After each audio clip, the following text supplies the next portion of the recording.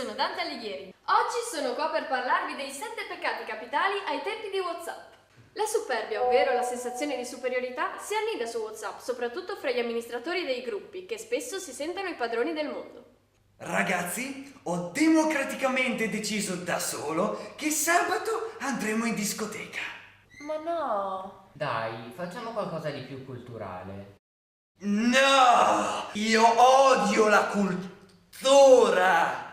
L'avarizia, uno dei sentimenti più comuni di WhatsApp. Quante volte infatti ci si sente abbandonati anche dagli amici più cari? Stavo pensando adesso a quanto tu sia una persona importante nella mia vita e a cosa mi rappresenti. Chiedimi qualsiasi cosa e ti sarà data. Ah, bene, ecco, non è che potresti darmi gli appunti di storia? Sai com'è? Domani abbiamo la verifica e mi servirebbero.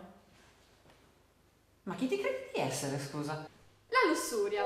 Spesso WhatsApp può portare a situazioni imbarazzanti, soprattutto quando si viene corteggiati da persone troppo passionali. Ti hanno mai inviato un cuore? Sì. Un gigacuore? Ovvio. E un cuore di nutria albina? L'accidia, la pigrizia che spesso assale chi non risponde, nemmeno se sollecitato più volte. Ciao, come stai? Tutto bene? Dovrei dirti una cosa importante, quindi mi piacerebbe che tu mi rispondessi. Grazie. Oh! La gola, la smania incontrollabile di chattare in ogni situazione.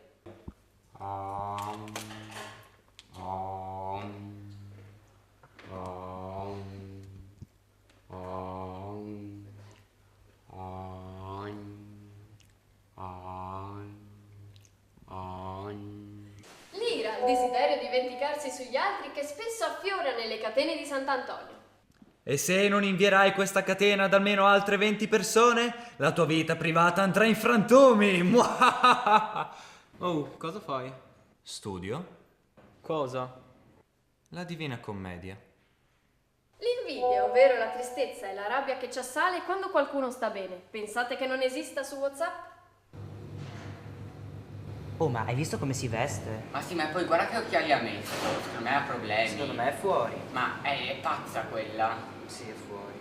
Ragazzi! Ciao! Avete visto? I 7 peccati capitali sono ben radicati nella chat più famosa del mondo. Quindi state all'occhio, perché non dimenticate che ovunque voi siate, Dio vi visualizza.